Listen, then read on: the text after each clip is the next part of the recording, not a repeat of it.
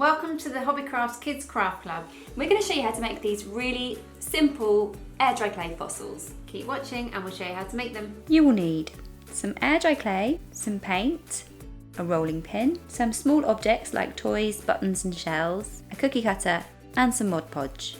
Start by rolling out some air dry clay to a thickness of about 1 centimetre.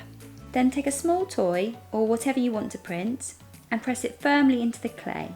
Make sure to leave some space around the print for your cutter. Carefully remove the toy, then cut out the shape with the cookie cutter and continue in the same way for the rest of the fossils.